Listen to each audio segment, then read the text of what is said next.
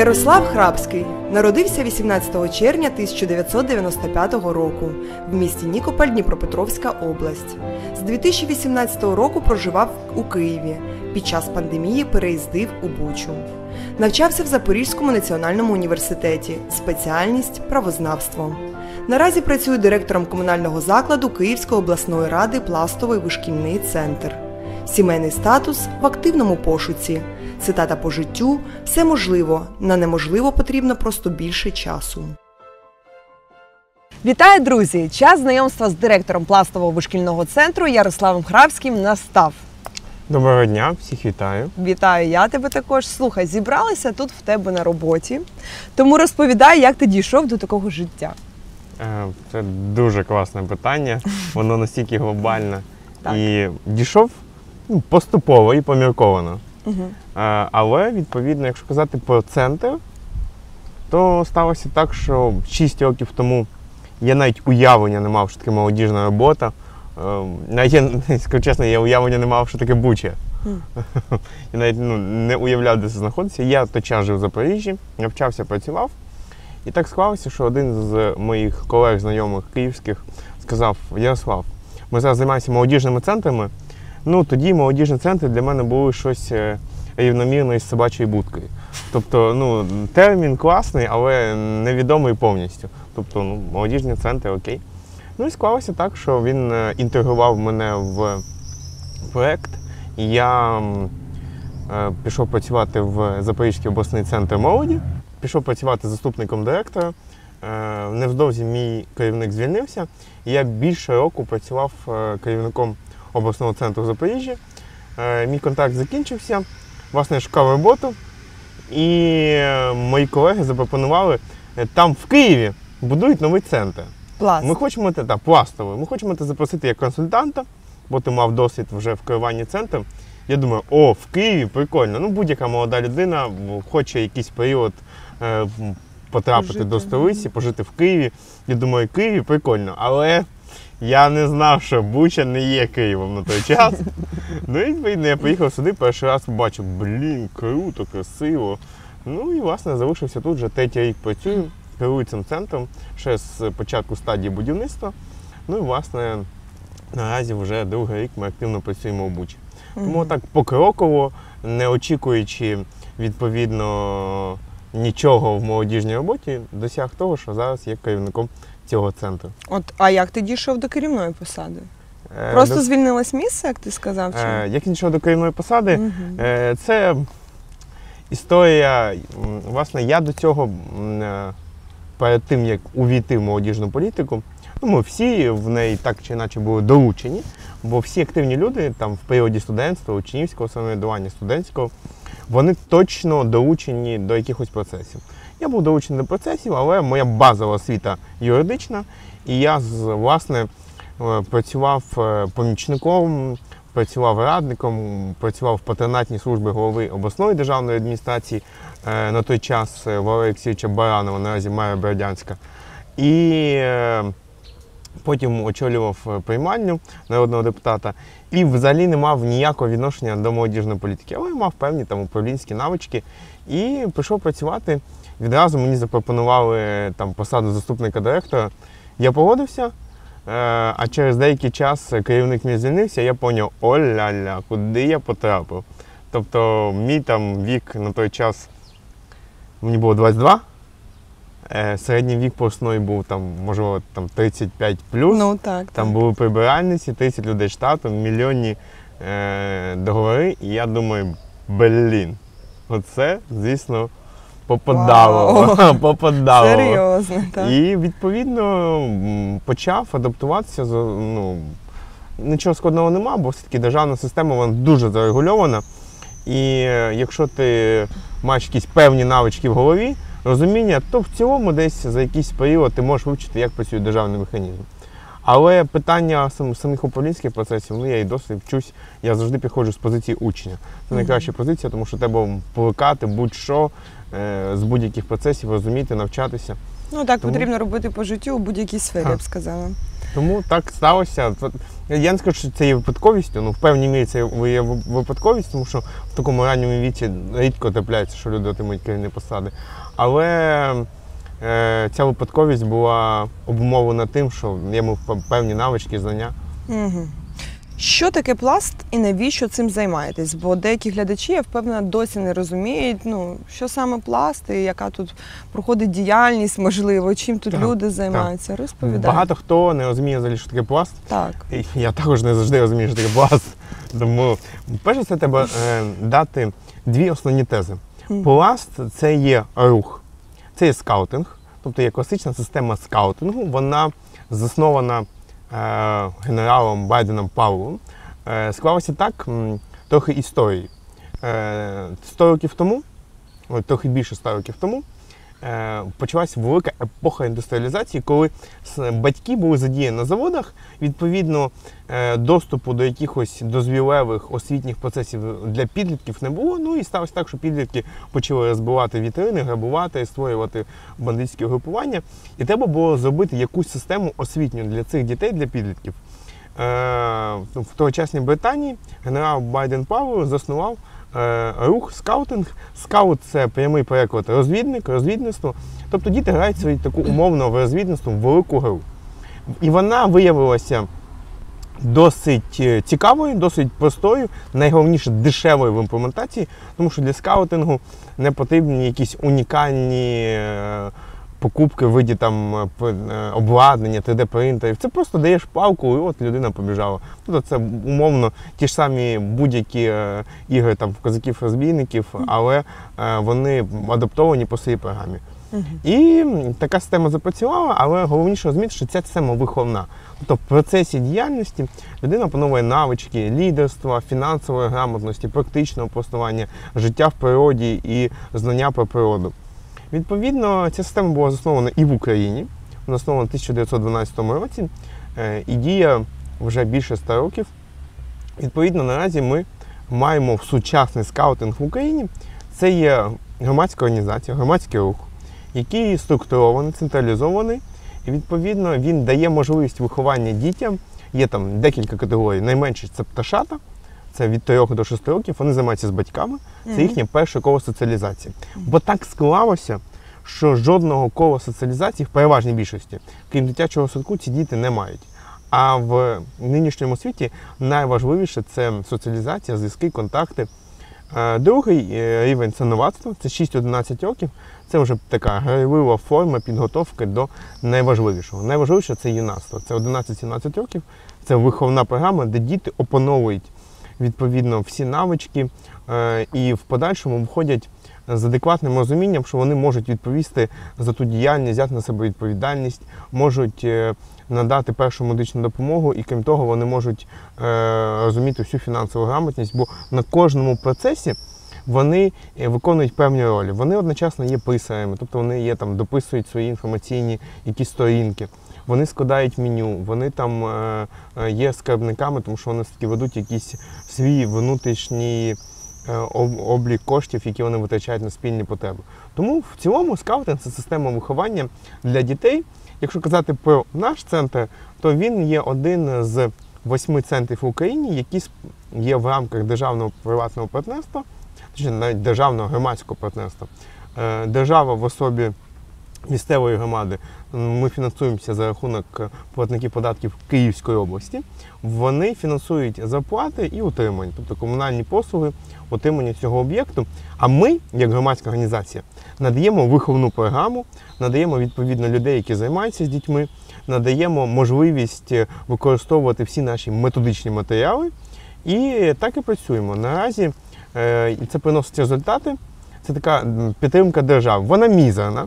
Відверто кажучи, вона мізерна, тому що в порівнянні з іншими державами скаутинг в Україні найбільша організація, яка є, але вона настільки не розвинута, якщо ми порівняємо з поляками, в поляків більше 150 тисяч харцерів. Якщо ми порівняємо з бойскаутами Америки, там більше мільйону. Тобто в нас його 10 тисяч. Це тільки старт, я думаю, це тільки початок, далі більше. Хотілося б, бо той соціальний ефект, він є. Як на диво, скаутинг – це не тільки про Західний світ і про Європу. Скаутинг активно розвивається в Японії, в Індії, в Пакистані. Пакистан – найбільша країна, яка розвивається. Чому? Тому що щільність населення велика, найдешевший спосіб залучення молоді в розумілі виховні процеси. Тому скаутинг – це взагалі дуже глобальна історія. І якщо держава дійсно вкладає, то ці вихованці в подальшому нам не важливо, ким вони будуть. Тобто ми не ставимо собі задачу виховати там якісних молодих людей, які будуть потім громадськими діячами, чи політиками, чи бізнесменами. Наша головна задача виховати спроможних українців, дуже, якщо дуже спростити, адекватних українців. Патріотичних також, так? Це обов'язково. Ну. Тому що один з принципів скаутингу є приналежність до держави. Тобто будь-який національний скаутинг обов'язково ставить на свою мету бути вірним відповідно тій країні, в якій він живе. В нас, власне, це бути вірним Богові Україні, це обов'язково. І друге, пласт – це є якісне україномовне середовище, яких небагато, які цінностне україномовне середовище. Клас, ти так розгорнуто все розповів, що навіть немає до чого причепитися. Окей. Ти молодий, занадто, я б сказала, молодий, і ти вже став лауреатом премії Кабінету міністрів України. За які такі заслуги? Це гарне питання. Я сам не знаю, так? Ні, мені здається, я знаю. Ну, це, по-перше, дякуючи колегам. Там складна процедура висування. Мене висувало Національне українське молодіжне об'єднання. Це є асоціація певних пул організацій, які займаються молодіжною політикою і національно-патріотичним вихованням в Україні. Дякую їм за це. Я був серед 200 людей, які претендували на цю нагороду, на цю премію, на цю нагороду. Власне, я був в широкій категорії. Для глядачів це є відзнака для молодих людей в усіх сферах. Тобто це не тільки там за молодіжну політику чи за певну громадську діяльність. Це відзнака для всіх людей, починаючи від вчителів, лікарів, людей, які займаються освітою, які займаються громадською діяльністю, іншими процесами саме для молоді. І відповідно ті заслуги, ну, по-перше, це розбудова волонтерства, тому що пласт – це волонтерська історія. Ми не платимо людям кошти за їхню діяльність з дітьми. Зараз в багатьох розсинхронізована думка, чому, як взагалі відбувається.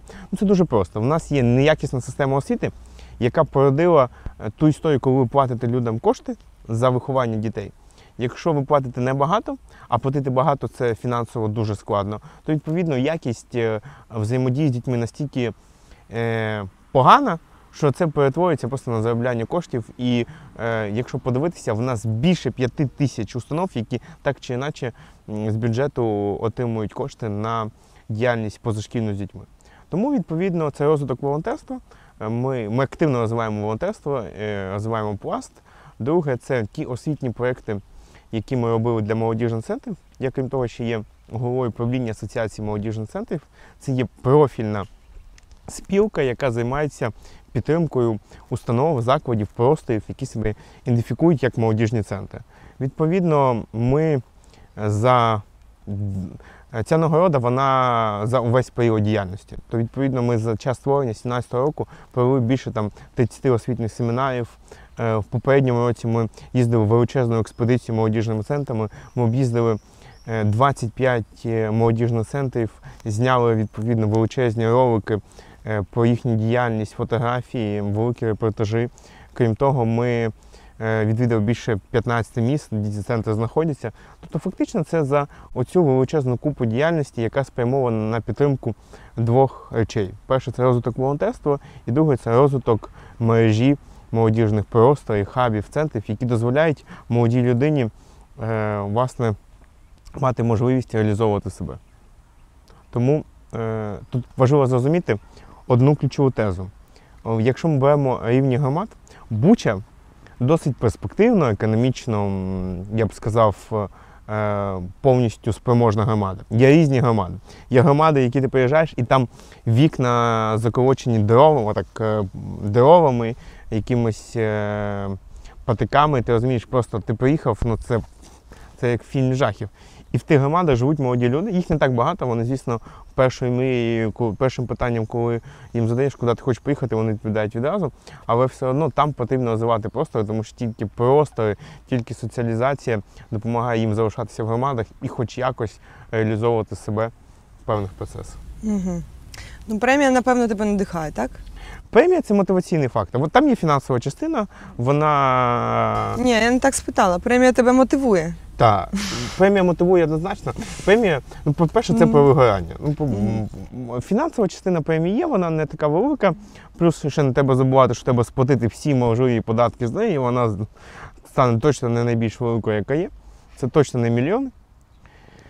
А ось про мотивацію так. Тому що вигорання, я давно вигорів. І це правда, і як будь-яка людина, яка працює стабільно в одній сфері, коли ти починаєш кип'ятити кип'ятильником океан, ну, дуже нечасто в тебе це вдається. Я б сказав, вдається в випадках 1 з мільйона. Ну, це така ж сама історія, як в нас. Тобто моя діяльність в переважній більшості, вона складна, вона довга, вона не всім зрозуміла і вона не на швидкий результат. Тому, відповідно, дуже часто, коли ти бачиш, немає швидких результатів, це не про будівництво, це не про якісь там певні івенти, які на один раз, величезні якісь там фестивалі або концерти, або якісь там освітні заходи, які на один раз, які там ти не можеш виміряти їхню результативність в подальшому. То, звісно, ти вигораєш, і премія, підтримка – це, по-перше, визнання, і підтримка дає мотивацію на подальшу діяльність, яка буде для тебе більш зрозумілою. Ти розумієш, що в принципі, твою діяльність відзначив, і ти займаєшся тим, чим потрібно. І тут другий момент, що супер важливий, це ще визнання для інших. Тобто багато ж людей, які не розуміють, ну, чи по своїй недалекоглядності, чи по тій причині, що вони не хочуть цього розуміти, що молодіжна діяльність і молодіжна робота, робота з дітьми і з молоддю – це не робота потанцювати в шароварах на 23, наприклад, на День Незалежності, або на будь-яке свято, або не покласти квіти на День примирення. Це є глобально довга робота, яка потребує стратегії, яка потребує включення молоді і яка потребує головного принципу – з молоддю для молоді. І дуже часто це забувають, і відповідно це визнання серед інших дає можливість дати свою думку в маси і сказати: окей, у нас є, ну от ви бачите, люди все-таки визнають діяльність, і давайте все-таки працювати по тій рамці, яка є світова, а не ту, яку всі в голові придумали. Ми вже зрозуміли, що ти активно займаєшся молодіжною діяльністю. Розповідай, які є молодіжні рухи взагалі в Україні. Коротенько, чітко. Так. Давай. Це класне питання. Чи є молодіжні рухи в Україні? Точно є. Їх менше, ніж було раніше, тому що молодь трансформується. І це загальна тенденція. Молодь апатична до якоїсь супердвіжової діяльності, політики, громадської. Ну, це світова тенденція. Конкретні рухи важко визначити. Є там великі організації, там є Фундація регіональних ініціатив, є Пласт, є Спілка української молоді в Україні. Є багато організацій, які зараз займаються процесами, які, власне, там питаннями рівності, питаннями ЛГБТ. Це не моя тема точно, але вони набирають, тобто питання ці також є, і ці рухи не помічати неможливо, вони присутні. Якщо казати про якусь політичну історію, то тут яскравих молодіжних рухів майже немає, тому що це не так доступно для молоді, і, на жаль, молодь, навіть коли намагається щось створити, вона дуже часто зневельовує свої ідеї там, в угоду якимось іншим інтересам. Добре, ти сказав про рухи, такі як ЛГБТ, так, і їх потрібно помічати. Як ти взагалі відносишся до подібного руху? Ну, це не відношусь. Ні, я не відношусь. Я не відношусь точно. Я, по-перше, Пласт виховує зовсім інші цінності на традиційних християнських цінностях. Але в цілому, як відношусь, це гарне питання. Тобто не помічати неможливо, протестувати проти цього, точно там… Немає сенсу вже на сьогоднішній день, напевно. Сенс є завжди, тому що сенс треба працювати і сенс буде. Але просто в тому, це дуже питання широкої дискусії. Тобто це вибір людини, і він точно повинен бути. Кожна людина має право на свій вибір. Ну і це дико, не потрібно і не цікаво змушувати людину, бо історія показує, що людина, навіть якщо ти її закайдовуєш в неї з жорсткіші кайданки, вона все одно з них вилазить, дає тобі по голові і реалізовує свої ідеї, проекти, тому що це показує історія будь-яких режимів, будь-яких процесів, які намагаються щось заборонити. Але тут це питання діалогу. Звісно, мені би не хотілося бачити це, наприклад, на вулицях і відкрито цієї пропаганди. Але це моя суб'єктивна позиція.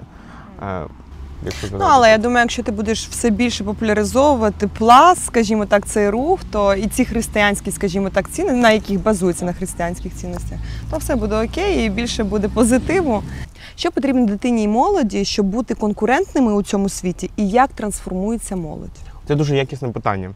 Ми повинні розуміти, що наразі кордонів для молодої людини, вони умовно існують, але зараз вже побачити такий факт, що, наприклад, я поїду повчитись кудись в Європу, або я поїду в Японію, або я поїду в Африку, або я поїду працювати в Штати.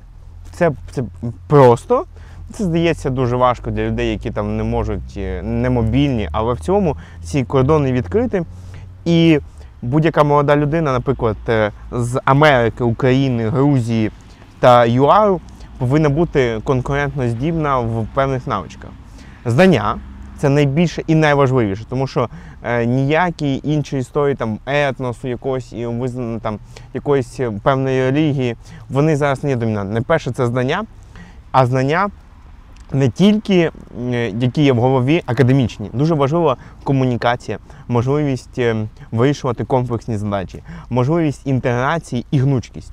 Гнучкість є однією з важливих навичок. Це поєднання дає можливість молодій людині з України поїхати в Швецію, в Стамбул, будь-куди і працювати там, отримувати певні культурні і соціальні послуги і бути конкурентною. Якщо цього не робити, тоді ми не будемо конкурентними, а якщо ми не будемо конкурентними, ми не зможемо робити інновації. Тому що молодь – це про інновації. Так, супер. Як вважаєш, гаджети є злом? Я вважаю, що YouTube Kids – це гарна можливість дитині дати 2 години відпочинку для батьків.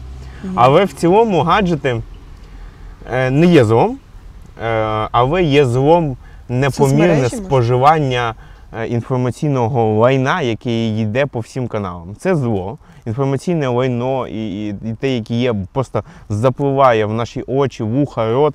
Це є найбільше зло, яке є.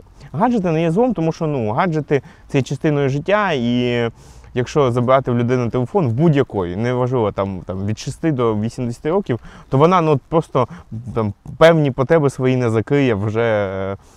Це вже не тільки про спілкування, це про оплату, про погоду, про мінімальні речі. Гаджети не є злом, гаджети – це джерело знань. Ми розуміємо, що гаджети так, але культура, власне… Також завітав до нас. Сідай, давай, будеш розповідати, допомагай Ярославу. Але культура споживання, культура медіаграмотності – це найважливіше.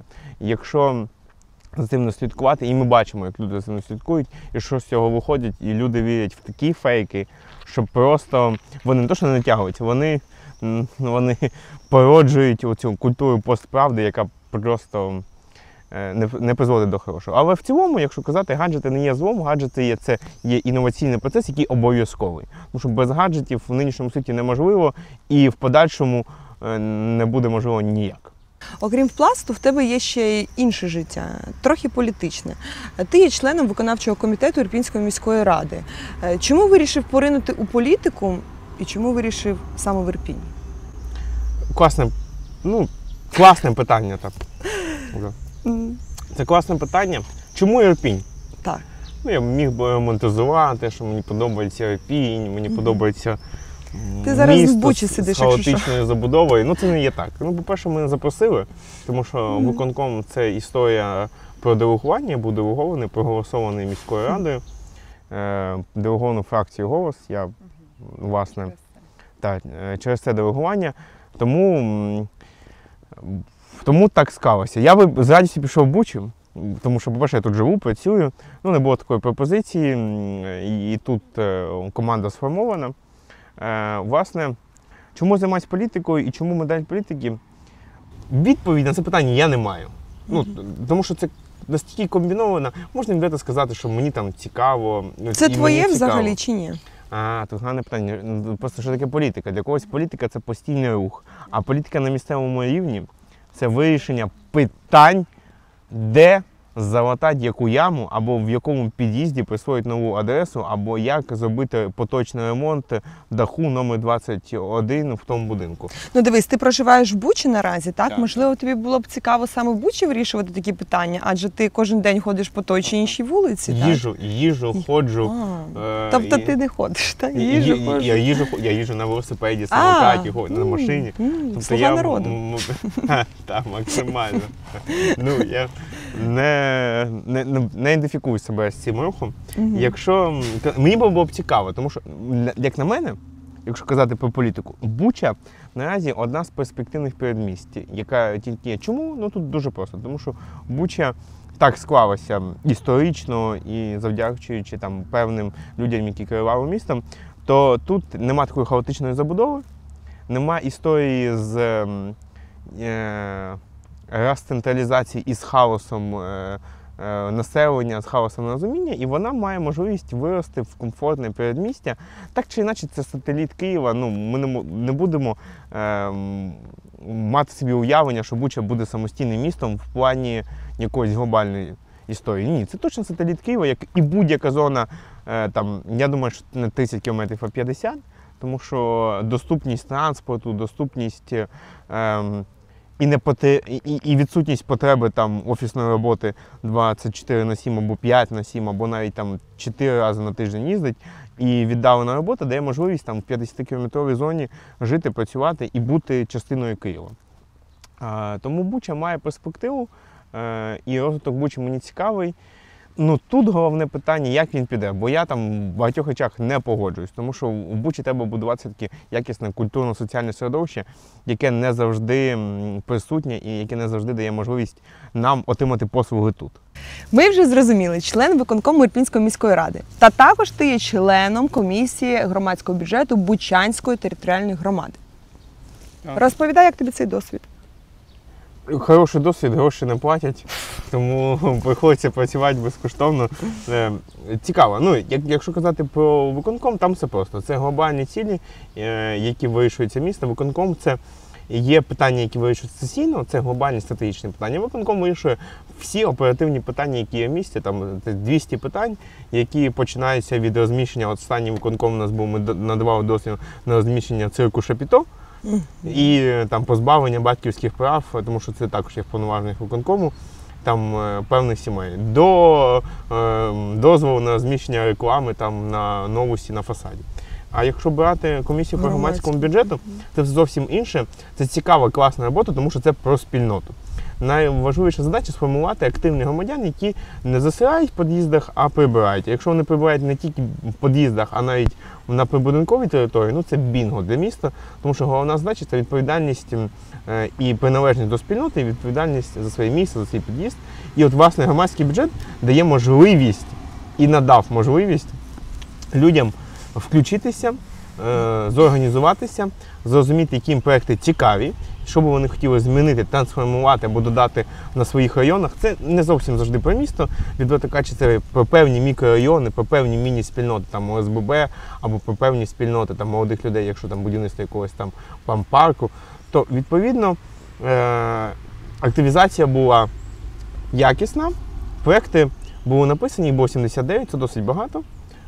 І, власне, це досить дав розуміння, що в Бучі є перспектива, і якщо її розвивати далі по спіралі і працювати з нею якісно, то вона дасть можливість зрушити спільноту і побудувати, можна це дуже пафосно сказати, громадянське суспільство, але просто побудувати відповідальних громадян, які себе ідентифікують з Бучею і готові включатись і приймати рішення щодо розбудови свого міста, щодо розбудови свого району, навіть свого конкретного ОСББ.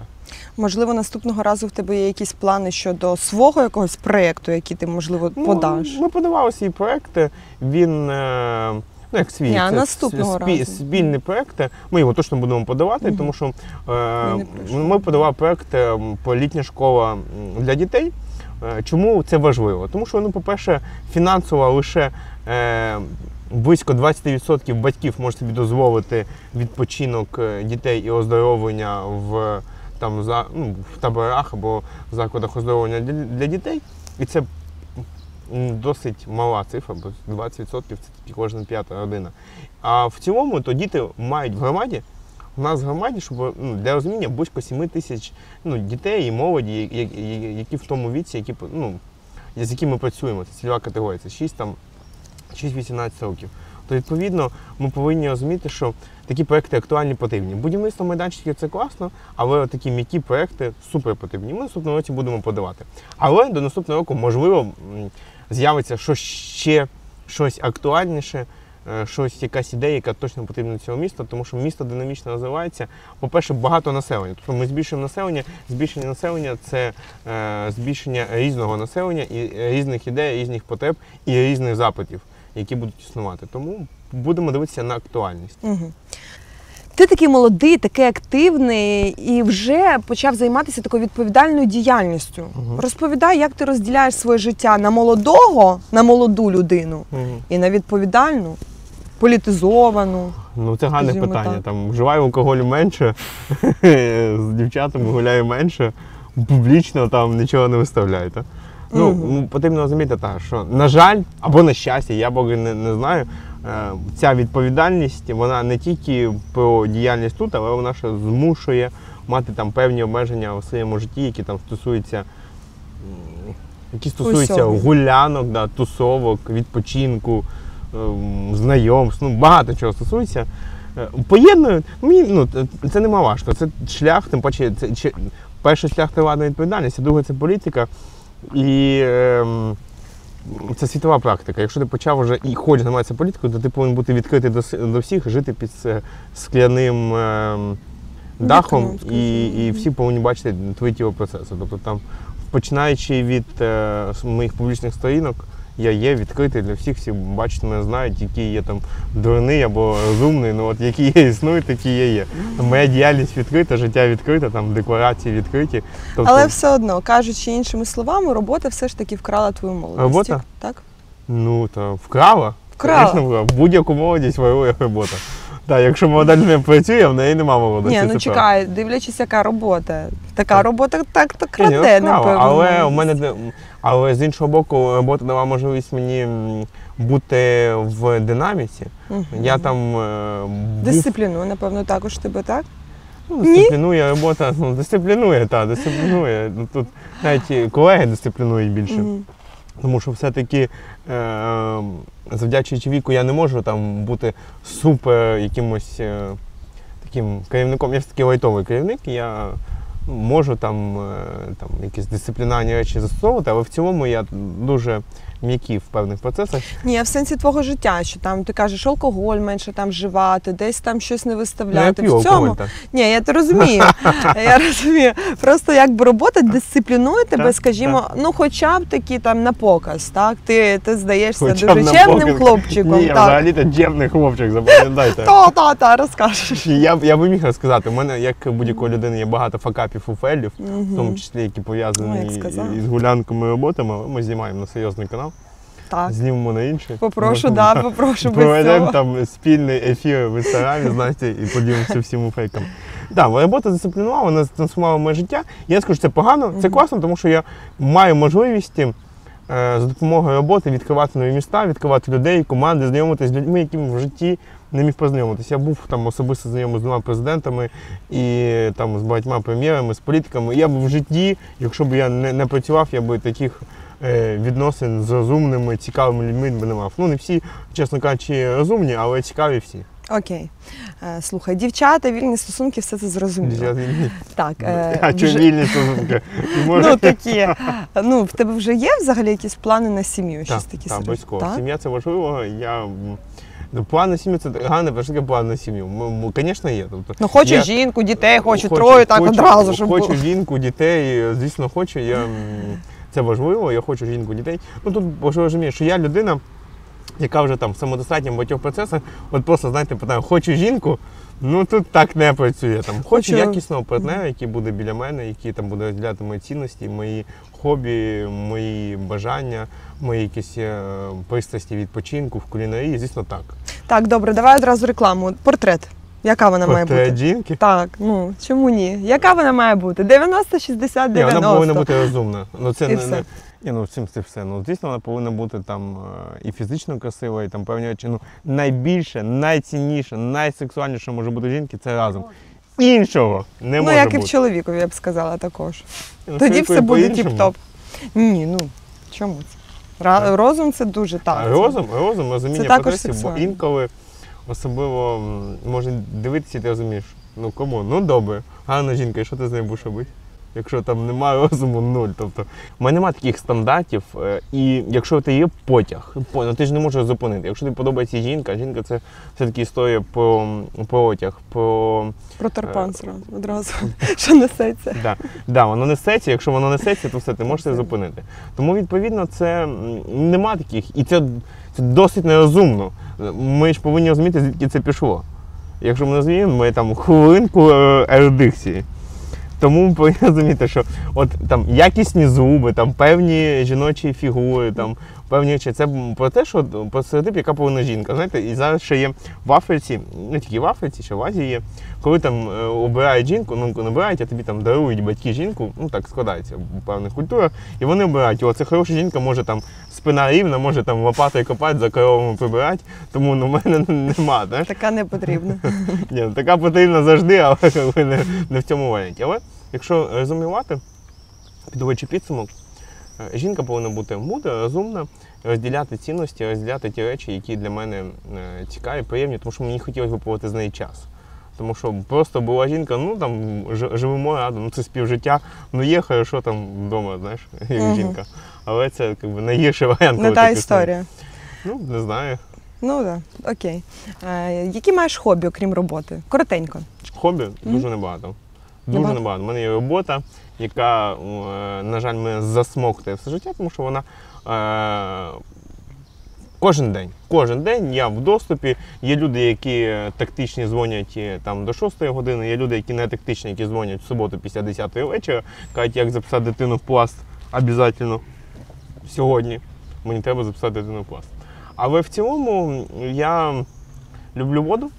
Я сапи, каяки, водні сплави, катамарани, рафтинг.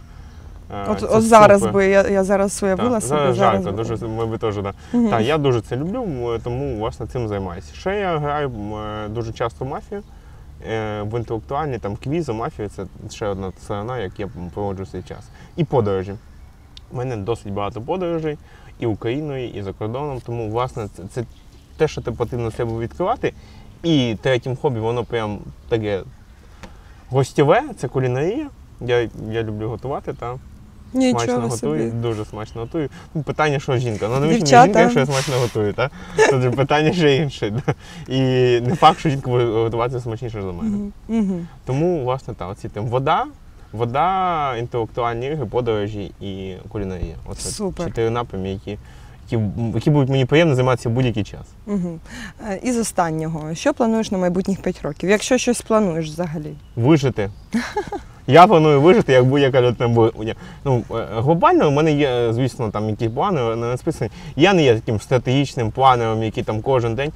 Я би точно хотів отримати ще одну управлінську освіту.